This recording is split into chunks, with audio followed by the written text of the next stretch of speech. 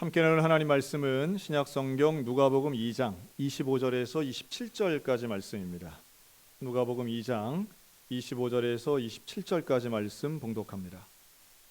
예루살렘에 시므온이라 하는 사람이 있으니 이 사람은 의롭고 경건하여 이스라엘의 위로를 기다리는 자라. 성령이 그 위에 계시더라. 그가 주의 그리스도를 보기 전에는 죽지 아니하리라 하는 성령의 지시를 받았더니 성령의 감동으로 성전에 들어가매 마침 부모가 율법의 관례대로 행하고자 하여 그 아기 예수를 데리고 오는지라. 아멘. 사랑하는 성도 여러분, 한 주간 평안하셨습니까? 우리 하나님의 은혜와 평강이 우리 모든 성도들 가운데 날마다 함께 하시기를 주님의 이름으로 축복합니다. 자, 1년을 계산하는 방법들이 다양하게 있어 왔습니다. 지금은 거의 모든 나라 또 거의 모든 문화권이 동일하게 현재 우리가 쓰고 있는 1년 일정들을 동일하게 씁니다. 소위 말해 양력이라고 부르는 카렌다죠. 해와 달의 움직임을 가지고 1년을 계산한 양력과 음력이 있습니다. 또 이것을 월별로 놓은 우리가 지금 쓰고 있는 달력이 있죠. 옛날 저희 어릴 때는 하루하루 이렇게 종이 띄어서 쓰는 인력이 있었습니다. 또 미국같이 주급이 일반화되어 있었던 사회는 주력이 있습니다. 그러니까 위클리 카렌다로 해서 한 주간 한 주간이 넘기는 형식의 달력이죠. 그런데 이렇게 1년을 계획성 있게 살고 1년을 어떻게 나누는가, 사실 이렇게 달력이 1년 365일 12개 달로 정확하게 자리 잡힌 건 그렇게 오래된 일은 아닙니다. 반면 우리 교회에는요, 1년을 하나의 주기로 설정하는 교회력이라는 게 있습니다. 1년을 교회력으로 놓고 본다면 여기에는 중심되는 사건 두 가지가 있는데 성탄절과 부활절입니다. 그러니까 성탄절과 부활절이 중심이 되어서 이제 교회력의 절기가 파생되는데요. 여기에 성탄절을 기다리는 절기를 대림절이라고 합니다. 성탄절 전 4개 주를 포함한 주일 4번이 포함된 한 달 정도를 의미하죠. 오늘부터입니다. 반면 부활절은 부활절이 오기 전 주일을 빼고 40일을 계산해서 40을 의미하는 사순절을 지냅니다. 그리고 이 부활절과 성탄절 사이에 예수님의 공생애를 의미하는 주현절이 들어갑니다. 좀 복잡하죠. 그런데 어쨌든 이 5가지 절기, 즉 대림절, 성탄절, 그리고 주현절, 사순절, 부활절, 이 5가지 절기가 교회력에서는 아주 중요한 절기들이 됩니다. 이걸 왜 만들었느냐? 이유는 하나예요. 예수님에 대해서 1년 내내 생각하라고 만든 겁니다. 그리고 이것이 왜 그렇게 생각하는 게 필요한 건 알겠는데 이걸 교회가 굳이 그렇게 제정할 필요가 있었는가라고 하면, 고대가 아니더라도 중세시대에는 사람들이 집집마다 달력이 없었습니다.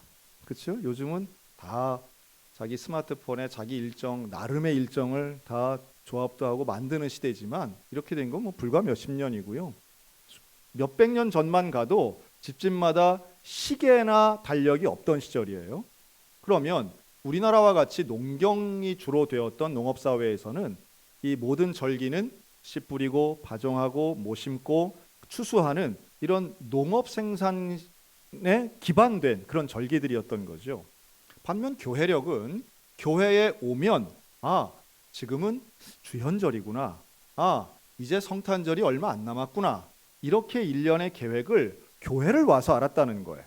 근데 교회를 와서 뭘 보고 아느냐라고 하면 교회 내에 있는 그림, 스테인드 글라스 같은 장식, 또 앞에 해놓은 이러한 장식물들을 보고 이걸 알아채리는 거죠. 일종의 교육 효과가 있었던 겁니다. 그 대표적인 게 바로 대림절 초 같은 겁니다. 여러분들 보실 때 이제 오늘부터 교회력으로 치면 첫날이 시작되는 거예요. 대림절 첫 번째 날인데 이걸 기념하는 게 바로 보라색 초를 켜는 일입니다. 근데 왜 보라색인가? 이러한 절기별로 사람들에게 각인시키기 위해서 색상으로 이걸 상징화한 겁니다. 색깔이 꼭 진리를 뜻하는 건 아니지만 그 색깔이 주는 효과가 있는 거죠. 사람들에게 각인되는 겁니다. 하나의 색깔이 우리에게 주는 영향이 있죠. 그래서 예를 들면 보라색은 이렇게 성탄절이나 부활절을 기다리는 절기로 색상을 골랐습니다. 그래서 보라색이 보이면 이게 무슨 이제 우리가 성탄절을 기다리는 절기인가 보다. 이게 벌써 색깔에서부터 벌써 오는 거예요. 문장보다 훨씬 강력한 힘이 이런 색상과 이미지에 있는 겁니다. 그리고 첫째 주이기 때문에 가장 진한 보라색의 촛불에 불을 켭니다. 그리고 둘째 주에는 연보라색의 촛불에 불을 켜죠. 그 두 개의 초에 양초에 이제 불이 들어오고요. 세 번째 주에는 더 연한 분홍색 초, 네 번째 주는 연분홍초, 그리고 마지막 성탄절 때에는 하얀 초에다 불을 붙이는 겁니다. 총 5개의 초에 불을 붙이는데 가운데에 있는 제일 크고 흰색 초를 예수 그리스도를 상징하는 것입니다. 당연히 붉은색, 빨간색은 우리가 부활절, 고난주간에 사용하는 예수 그리스도의 보혈을 상징하고요. 또 예수님의 생명과 부활, 승리를 상징하는 흰색과 황금색도 있습니다. 아마 지난주 제가 그 가운을 입고 추수감사주일 가운 입고 여기다 이렇게 두른 길쭉한 천을 보셨을 거예요. 그걸 스토리라고 하는데요. 그 스토리 바로 그러한 색상들을 보여주는, 그래서 회중이 지금은 어떤 절기구나, 지금은 어떤 일을 하겠구나 하는 것을 알도록 하는 거죠. 강단의 장식도 마찬가지고 지금은 우리 개신교에서 그런 장식들을 많이 없애긴 했지만 과거에는 늘 스토리라든가 그림이라든가 성화나 색상을 가지고 절기 교육을 시켜왔습니다. 앞으로 우리 교회도 그런 걸 좀 회복해서, 우리가 사실 교회력에 대해서는 긍정과 부정의 평가가 다 있긴 한데요. 교회력에 따르기만 하면 사실은 생동감이 좀 떨어진다 하는 비판도 있지만, 이런 예전과 교육은 반복해서 일어나는 거기 때문에 또 그 나름의 의미가 있다고 생각 들고요. 우리 교회는 오늘부터 대림절을 지킵니다. 그래서 똑같은 보라색으로 오늘 마스크 한번 써봤어요. 앞에서 보니까 정말 장관입니다. 우리가 이럴 수가 있구나. 무슨 하얀색 마스크도 비슷했지만 이렇게 우리가 보라색으로 같이 마스크를 끼고 하나의 색상으로 통일화를 하고, 다른 거 아니죠. 이게 우리가 무슨 다른 데 가서 응원하려고 하는 게 아니고 보라색의 기다림, 보라색의 의미를 좀 깨닫고 기억했으면 좋겠다 하는 취지예요. 오늘부터 우리는 기다리는 절기인 대림의 절기를 지킵니다. 대림은 말 그대로 기다린다는 대자와 예수님의 오심, 강림하심을 상징하는 림자가 합해진 겁니다. 이게 영어로는 어드벤트라고 하는 단어를 쓰는데요. 이 어드벤은 황제가 오는 것을 의미하는 거예요. 그래서 황제가 우리 도시에 오신다. 그러면 His advent 이런 단어를 쓴 거죠. 예수 그리스도께서 이 땅의 구세주로, 이 땅의 왕으로 오시는 것을 우리는 기다립니다. 이게 대림절기의 의미입니다. 당연히 성탄절을 의미하죠. 예수님이 이 땅에 인간의 몸을 입고 성육신하신 것은 우리를 사랑하시는 그 사랑의 표현의 절정입니다. 하늘의 영광을 버리시고 이 땅에 직접 오신 이유는 단 하나, 나를 구원하시기 위해 예수님이 고난받고 죽으시기 위해 오신 거죠. 그런 면에서 성탄의 절기는 우리에게는 축하와 기쁨도 있지만 그 예수 그리스도 앞에 회개와 감사의 절기가 되어야 될 것이고, 그를 위해 대림은 기다리는 절기. 어떻게 기다릴까? 우리가 경건하고 절제하면서 참여하는 마음으로 예수를 바라봐야 될 것입니다. 그리고 여긴 두 가지 의미가 있어요. 기다림엔 두 가지가 있는데, 첫째는 시간이 정해진 기다림이 있습니다. 그렇겠죠? 날짜가 정해진 기다림. 예를 들면 우리 성탄절 12월 25일 기다리는 거죠. 또 학창 시절에 소풍 가는 기다림, 이런 건 날짜가 정해져서 우리가 설레는 마음으로 왜 시간이 빨리 안 가? 이럴 수는 있지만 명확한 기다림이 있는 게 있고요. 그러나 두 번째는 시간이 정해지지 않은 기다림도 있습니다. 언제인지 날짜와 시간이 정해지지 않은 기다림. 예를 들면 예수님이 오시는 날. 그렇죠. 예수 그리스도가 언제 오실까? 재림의 그날이 정해지지 않았습니다. 그러나 우리 모두는 그날을 기다리는 줄로 믿습니다. 우리는 그날을 기다리는 사람들이에요. 예수님이 이 땅에 오시는 것에 대해 소망하는 마음이 있고 간절함이 있는 것, 그게 바로 그리스도인들입니다. 예수님이 처음 오신 날을 성탄, 아기의 몸으로, 인간의 몸으로 오신 것이 초림, 성탄이었다면 그 예수님이 다시 오시는 날, 재림이죠. 다시 오시는 그날을 우리는 간절히 기다리고 있습니다. 여러분, 예수님이 빨리 오시는 게 좋겠어요? 천천히 오시는 게 좋겠어요? 안 오시면 더 좋겠어요? 자, 우리 옆 사람 보고 빨리 오셨으면 좋겠습니다. 빨리 오셨으면 좋겠습니다. 여러분, 이 재림에 대한 약속은 우리가 언제까지 기다려야 되는가 하면, 오늘 저는 제목을 좀 보라색 기다림이라고 했는데, 이 보라색 기다림에 두 가지 말씀드릴 텐데, 이 기다림의 특징이 있습니다. 그럼 따라할까요? 기다림은 끝까지 기다리는 것입니다. 네, 끝까지 기다리는 것이에요. 물론 기다림 자체가 목적은 아닙니다. 기다리는 시간 자체가 목적은 아니고 그건 과정이죠. 우리에게 있어 진짜 목적은 예수님을 만나는 겁니다. 그런데 그 예수님 만나는 게 나중이면 그건 좀 이상한 거예요. 예수님을 만나는 건 빠를수록 좋겠죠. 당연히 예수님을 빨리 만나면 좋겠고, 다만 그 시간을 내가 정하는 게 아니니까 예수님의 말씀을 믿고 우리는 기다리는 거예요. 오늘 그 기다리는 대표적인 사람이 오늘 본문에 나와요. 시므온이라는 사람입니다. 근데 이 시므온은요, 딱 3줄 걸쳐 나오는데 이 3절에 시므온에 대한 소개가 참 신기한 게, 그는 성령과 함께한 사람이고요, 성령의 인도하심과 또 성령의 지도를 받은 사람으로 나옵니다. 참 성령 충만한 사람의 대표적인 사람이에요. 시므온뿐만 아니라 여선지자, 여성으로서 안나라고 하는 할머니도 한 분 나오시는데요. 이 시므온과 안나의 공통점은 나이가 많다는 거예요. 근데 이 나이가 많고 늙을 때까지 이들은 또한 공통점이 메시아인 예수 그리스도를 기다렸다는 공통점이 있습니다. 그 기다림은요, 당시 유대인들은 보편적이었어요. 다 메시아를 기다리고 있었어요. 그런데 그 기다림을 끝까지 기다린다는 건 무슨 의미인가? 끝까지 믿음을 가지고 기다리는 겁니다. 어떤 믿음이요? 내가 메시아를 보내겠다라고 하시는 하나님 말씀을 믿는 거예요. 오늘 우리가 예수님의 재림을 믿는 근거는 하나뿐입니다. 예수님이 다시 오시겠다고 약속하셨으니까 믿는 거예요.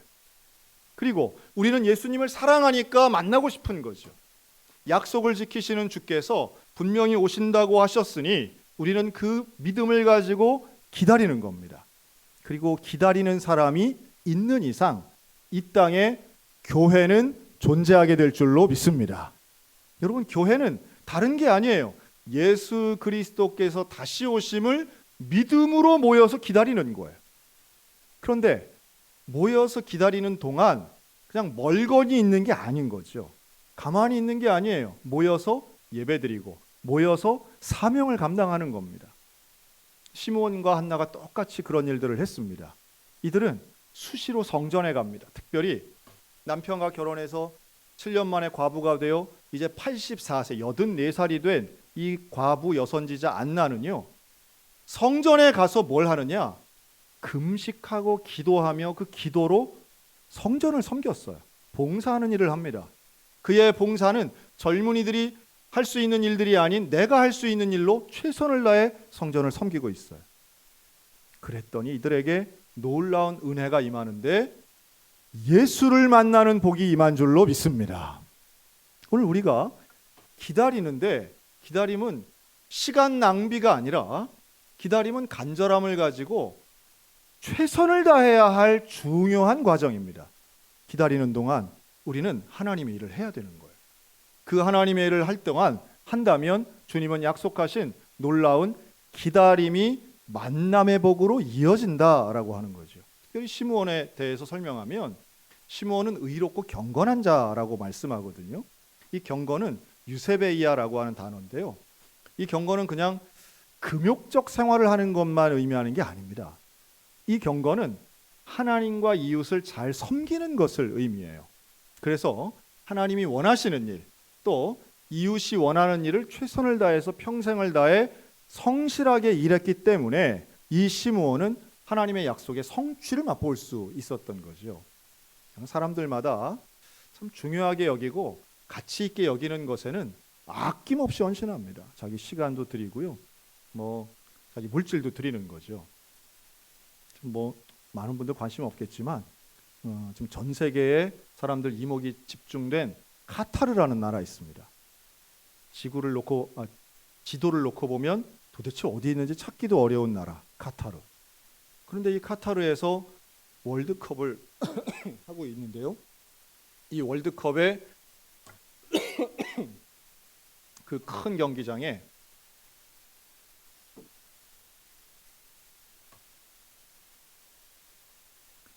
월드컵 얘기하니까 목이 다 따끔거리네요. 오늘 제가 목 상태가 좀 안 좋아서 1부, 2부 때는 이 목사님한테 사회 좀 봐달라고 했어요. 기도해 주시기 바랍니다. 제가 1년에 한 번 요 정도 되는 것 같아요. 그런데 이 월드컵 경기를 하는 그 큰 경기장에 사실은 카타르 사람만 있는 게 아니에요. 그렇죠? 너무 신기한 건 그 32개 나라가 경기를 하는데 빠짐없이 32개국 사람들이 와서 응원을 하고 있어요. 한국 경기할 때 한국 응원단이 많이 가잖아요. 너무 신기한 거예요. 제 입장에선 저 사람들 저길 어떻게 갔지? 저 가는 게 뭐 돈이 한두 푼 들겠습니까?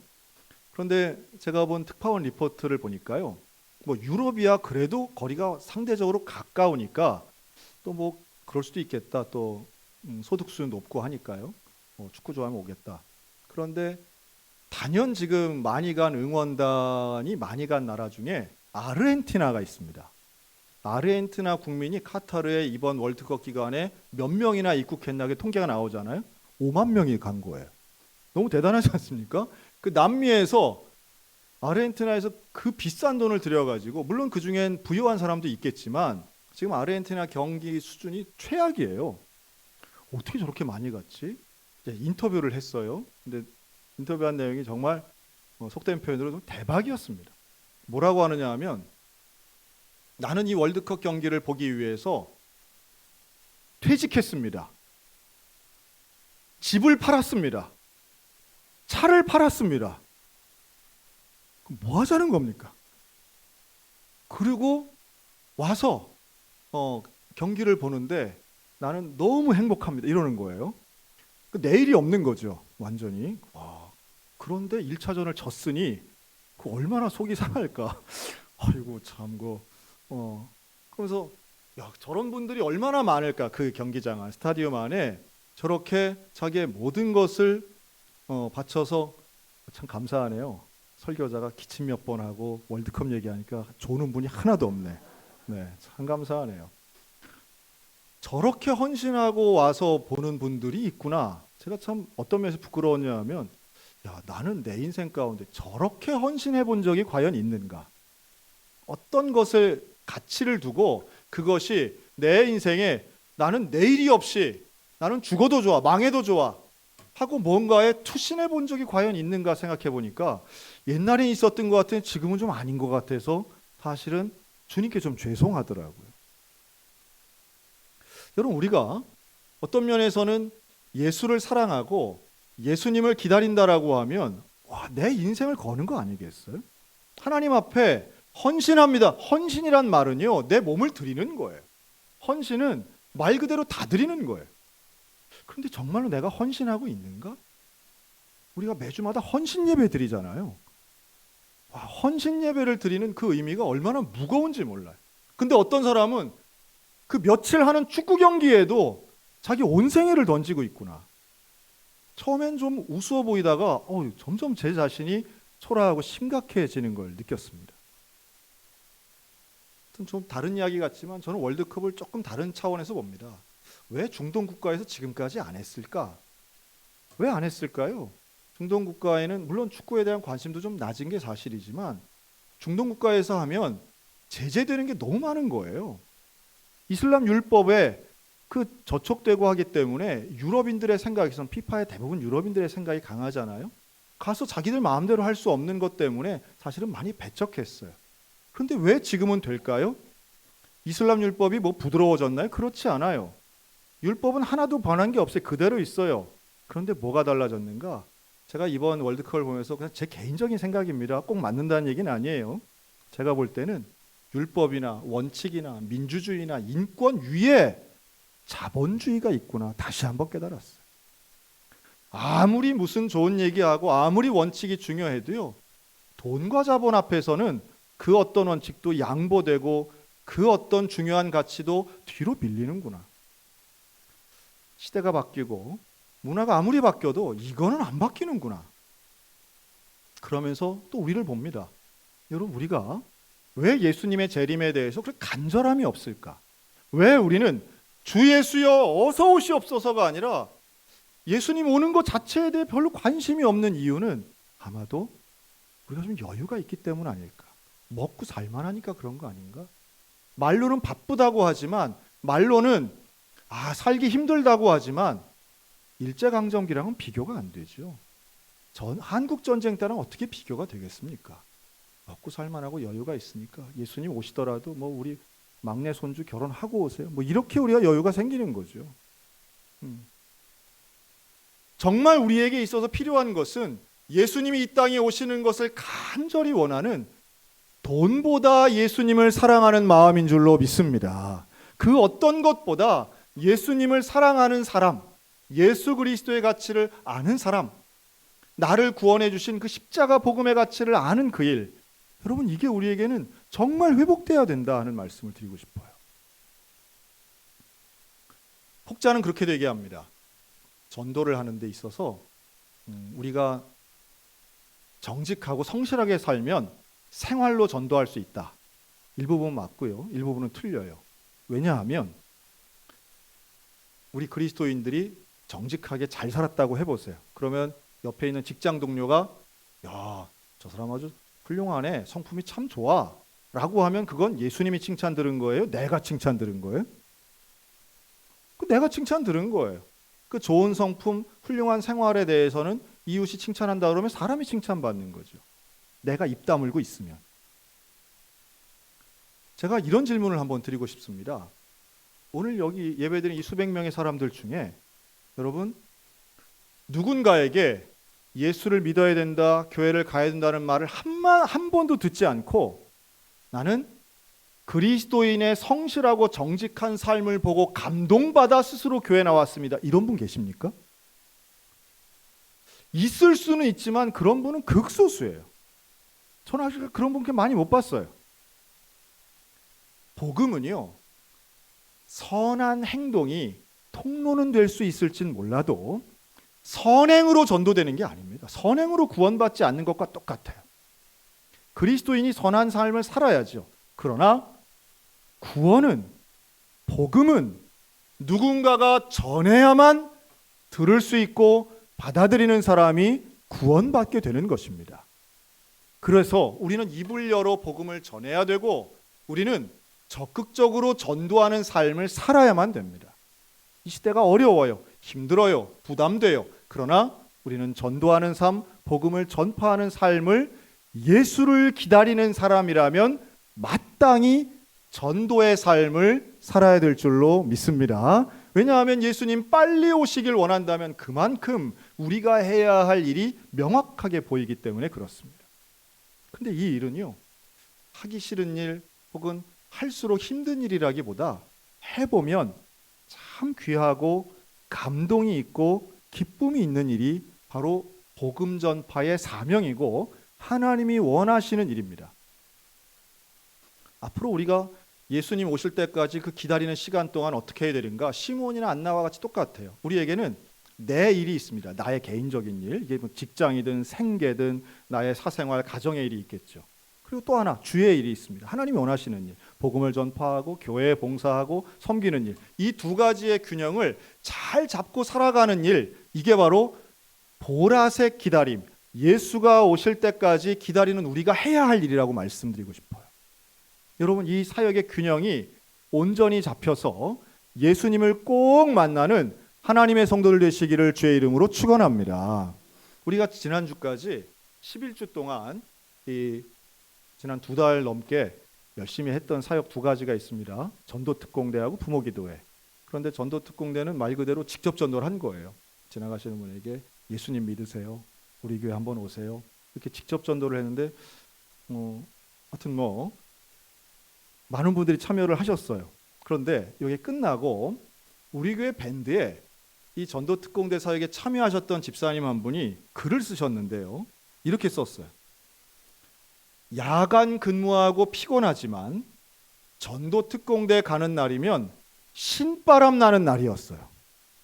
할렐루야. 세상에 야간 근무까지 하고 얼마나 피곤해요. 이럴 때는 나 누군지 알아. 지금 누군지 아는 게 중요한 게 아니에요. 누가 썼는지 아는 게 그게 뭘 중요해요. 이런 분도 있다는 게 중요한 거 아니겠어요? 누구는 전도하는 게 신바람이 나요. 누구는 교회 와서 하나님의 일을 하는 게 너무너무 신나는 분이 있어요. 제가 안타까워서 하는 얘기예요. 하나님의 일을 신나서 하시는 분이 있고요. 어떤 분은 이런 게 있는지도 모르는 사람이 있는 거예요.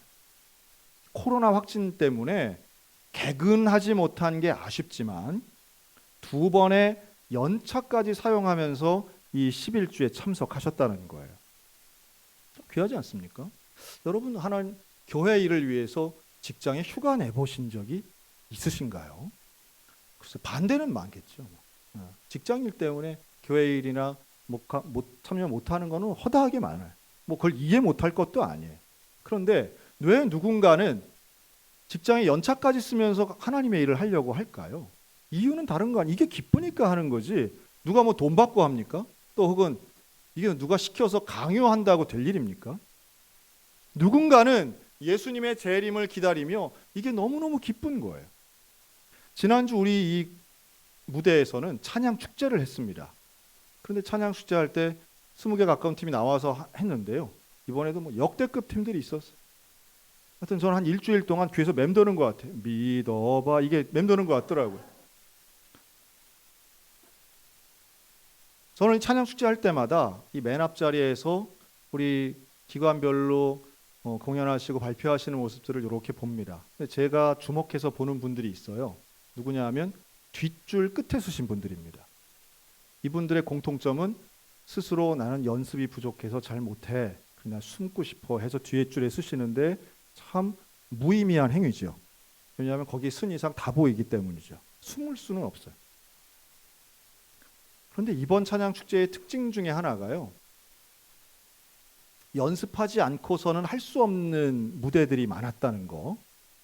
그러니까 하여튼 익숙한 찬송가를 부르는 거는 특별히 연습 많이 안 해도 할 수 있는 부분이 있잖아요. 그런데 연습을 안 하고서는 함께 할 수 없는 이런 움직임이 있는 어떤 공연적인 부분, 옷이라든가 북을 친다든가 부채를 편다든가 이런 것들을 시도하신 건 참 감사한데요.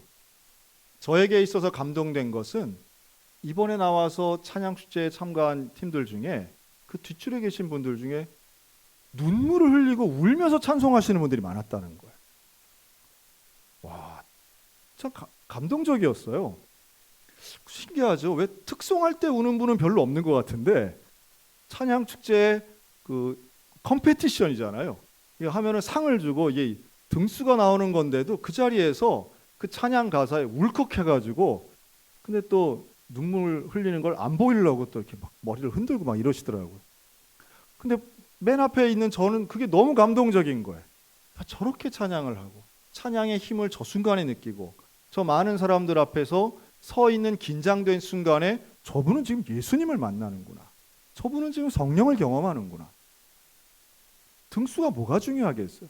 성령을 만나는데 우리에게 있어서 교회 예배당 나와서 받는 최고의 감동의 순간은 예수 만나는 일인 줄로 믿습니다. 우리가 그것 때문에 신앙생활하고 그것을 믿기 때문에 예수의 재림을 기다리고 이 대림의 절기를 우리 보라색에 기다리면 그래서 있는 거잖아요. 너무 감사했어요. 여러분 이러한 예수님이 정말로 원하시는 균형 잡힌 사역의 기쁨과 감격을 경험하는 저와 여러분들이 되셨으면 좋겠습니다. 그리고 이러한 기다림의 순간에 최선을 다해 일하는 우리의 일생이 되었으면 좋겠어요.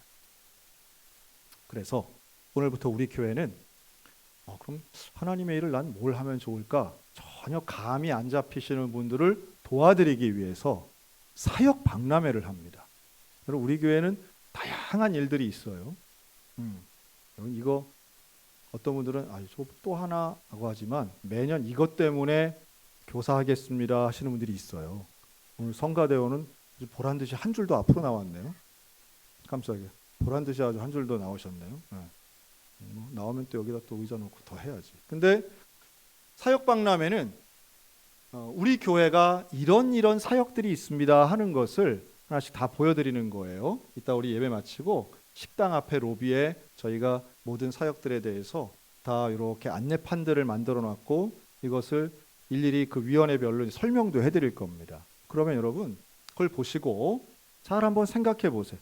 분명히 제가 확신하건대 교회를 내가 조금 해야겠는데 하는 마음이 있으신 분들이 있을 거예요. 해야겠는데 근데 뭘 해야 될지 어떻게 해야 될지 전혀 모르죠. 또 부담되지 않을까? 내가 과연 끝까지 잘해낼 수 있을까? 내가 뭐 책임만 맡고 뭐 들쑥날쑥하면 안 될 텐데 이런 마음이 있겠지만 해야 되는데 라고 하는 마음은 저는 이거 성령이 주시는 마음이라고밖에는 설명할 수 없습니다. 그렇다면 그 마음에 순종하는 사람들에게는 할 수 있는 능력과 여건도 분명히 주시고요. 이 균형을 잡게 하기 위해서라도 분주하고 두려운 염려되는 내 삶을 하나님께서 분명히 보완해 주실 줄로 믿으시기 바랍니다. 내가 주의 일을 감당하면 하나님이 내일 책임져 주시는 건 너무도 중요한 균형인 거예요. 분명히 이루어집니다. 무엇에 최선을 다하는가가 그 사람의 미래를 결정합니다. 우리가 예수님이 오심을 기다리면서 시간 낭비가 아니라 주님을 기쁘시게 하고 나 자신의 삶도 의미 있고 행복하기 위해서라도 우리는 하나님의 일을 자원하여 하려고 하는 시도가 있어야만 합니다. 그리고 그 시도 위에 분명히 주님은 함께 하시고 놀라운 감격과 감동을 주시는 것 믿으시기 바랍니다. 시므온이 그랬어요. 결국 시므온의 품에는 예수님이 안기게 됩니다. 놀라운 감동의 순간이죠. 평생을 기다려온 순간입니다. 아기 예수를 안고 있는 시므온, 그 예수님을 만나는 안나에게는 내가 이걸 위해서 평생을 기다렸구나라고 하는 놀라운 감격이 있었으리라고 확신합니다. 오늘 우리들도 마찬가지예요. 여러분 뭘 위해서 그렇게 분주하고 열심히 달려가고 계십니까? 예수 그리스도를 만나는 일, 예수님을 기다리는 우리에게 인생은 정직하고 인내와 성실이 있을 것이고 결국은 그 기다림의 끝에는 예수님을 만나는 놀라운 축복이 임하게 될 줄로 믿습니다. 우리 보라색의 기다림 끝에 있는 만남의 복을 성취하는 이번 성탄절 우리 모두에게 끝까지 소망과 희망을 갖는 위대한 절기가 되시기를 주님의 이름으로 축원합니다. 아멘. 기도하겠습니다.